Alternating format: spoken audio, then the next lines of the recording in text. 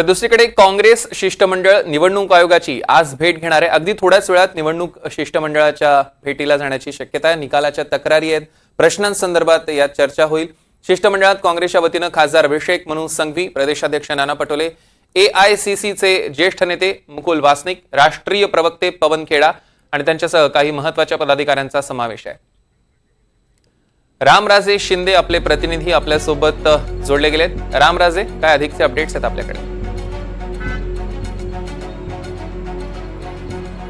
बिलकुल ही बैठक सुरू होते, वेगवेगळे नेते जे आहेत ते येताना आपल्याला दिसत आहेत। आता आपण पाहतोय की महत्त्वाचे जे काही काँग्रेसचे नेते आहेत, नाना पटोले दाखल झालेले आहेत, त्याचबरोबर मुकुल वासनिक हे सुद्धा दाखल झालेले आहेत, पवन खेरा हे सुद्धा दाखल झालेले आहेत आणि त्याचबरोबर अभिषेक मनु सिंघवी हे सुद्धा दाखल झालेले आहेत केंद्रीय निवडणूक आयोगामध्ये आणि त्यांच्यासोबत वकिलांची फौज पण आहे आणि कशा पद्धतीनं ही टक्केवारी वाढलेली आहे यावर आक्षेप घेण्यात आलेला आहे। EVMच्या संदर्भाचा पण मुद्दा आहे आणि या दोन्ही मुद्द्यावर अचानक वाढलेली 76 लाख ही मतं जी आहेत ती कुठून आलेली आहेत असे अनेक प्रश्न उपस्थित करण्यात आले होते।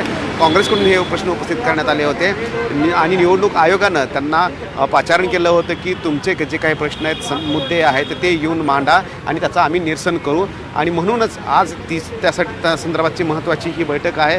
या बैठकीमध्ये काँग्रेस प्रदेशाध्यक्ष नाना पटोले हे सुद्धा आहेत आणि त्याचबरोबर इतर महत्त्वाचे नेते मुकुल वासनिक, पवन खेरा आहेत आणि अभिषेक मनु सिंघवी हे सुद्धा आपले मुद्दे जे ते मांडणार आहेत आणि म्हणून पाहावं लागणार आहे की या बैठकीमध्ये निवडणूक आयोग संपूर्ण या काँग्रेसच्या नेत्यांच्या शंकाचं निरसन जे आहे ते करतंय का। निश्चितच रामराजे, या संदर्भातले अधिकचे अपडेट्स आम्ही तुमच्याकडून घेऊ। तुर्तास धन्यवाद।